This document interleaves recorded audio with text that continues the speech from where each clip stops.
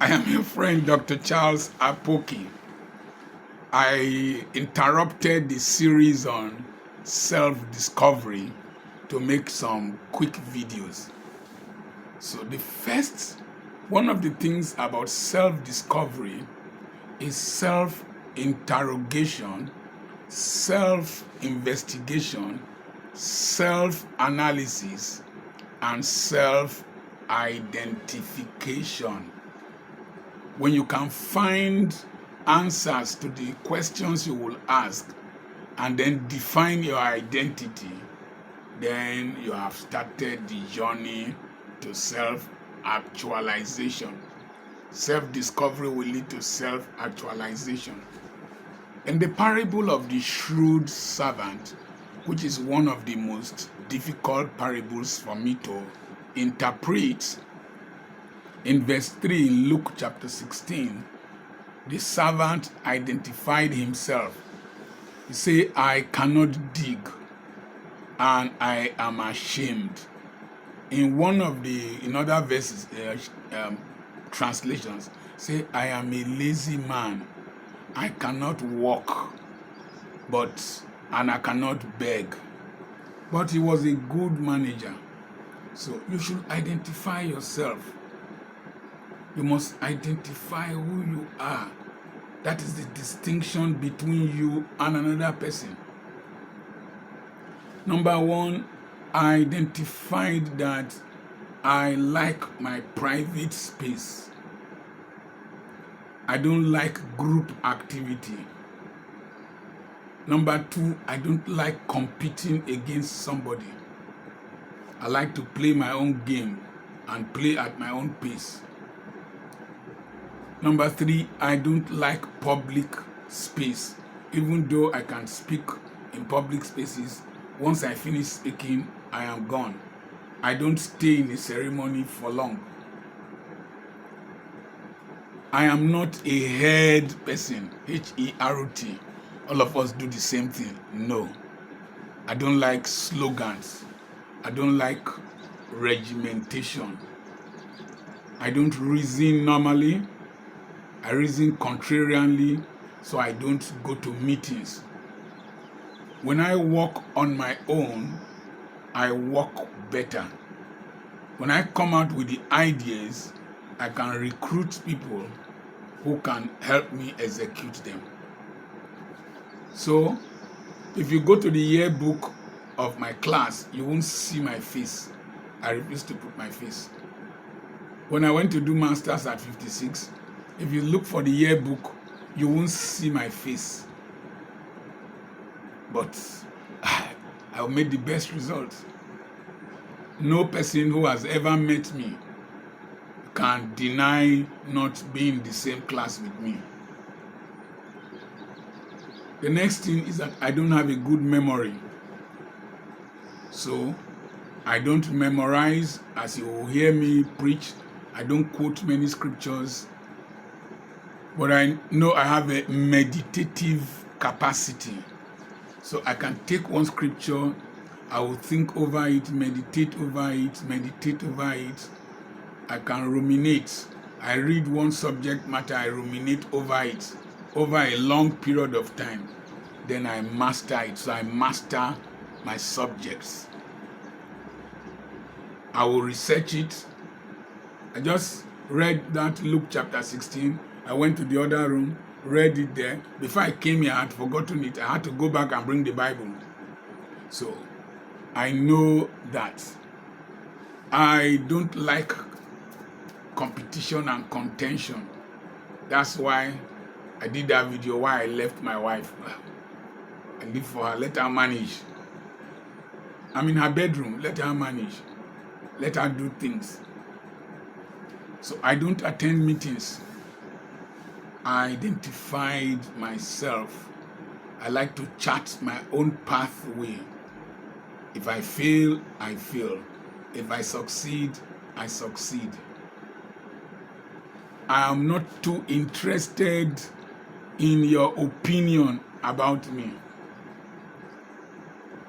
But I don't take rubbish. I'm intellectually very, very militant. I can come blazing.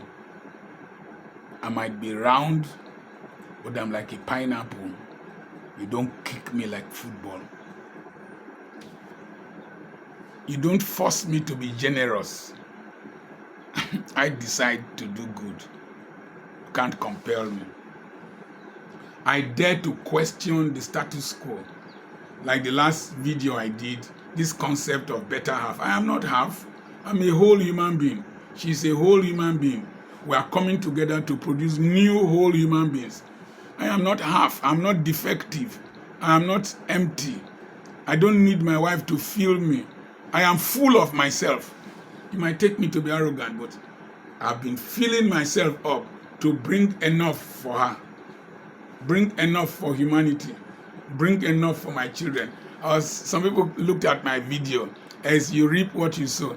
The money and the time and the emotions I have spent training children within Nigeria and overseas, you have not spent it. But I don't like depending on people. I don't derive my happiness from people.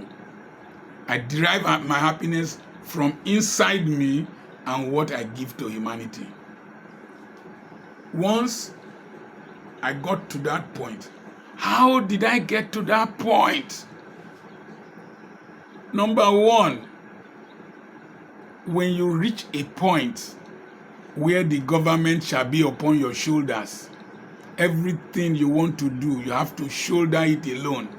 There are no people to help you. You will learn independence. You will learn to not to trust on man. You will learn to be yourself. That servant had a collision of reality, disappointment with himself when he heard he was being sacked from his job. Then he identified himself. Many of you are deluded by comfort, deluded by the sponsored comfort, deluded by religion, deluded by the offices you occupy, by the services you render to people, not yourself. You are just a plug in somebody's engine. You have not really identified yourself.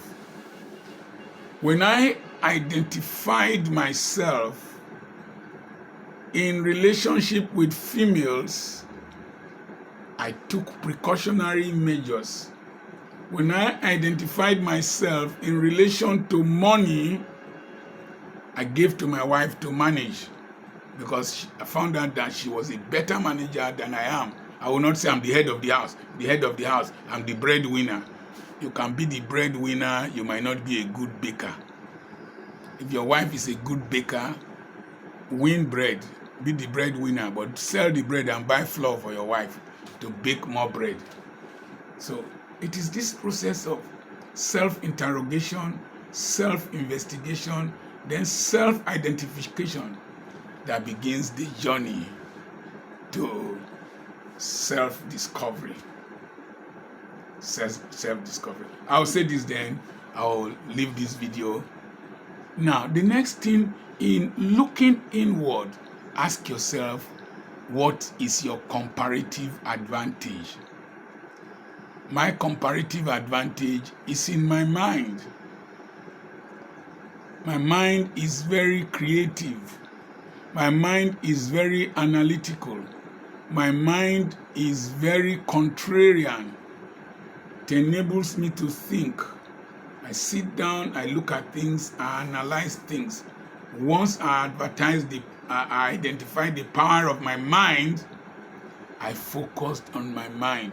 I didn't have shoes. Like now, you hardly see me with wristwatches. Somebody bought a wristwatch for me there. It's about $200. I have wristwatches. I don't wear rings.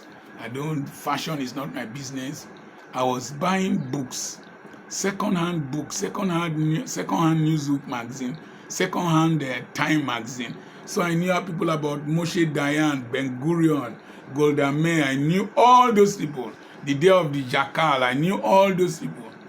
In a mud house, I read Ruth Atoheli in a mud house.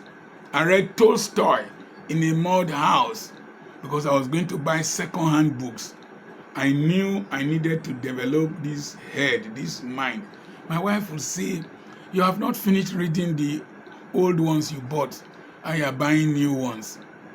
I knew myself, and I was preparing for today. That's why when you listen to me, I'm shy, but you will get something. That's why I'm paid to speak. I remain your friend, Dr. Charles Pokey. Have you done a SWOT analysis on your life? Your strengths, your weaknesses, your opportunities, and your threats. SWOT, SWOT analysis. Once you do that, you're on your way to self-discovery. God bless you.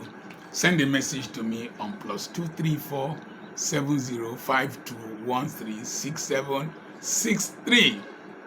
You will join my WhatsApp mentorship group. Like this video, share it.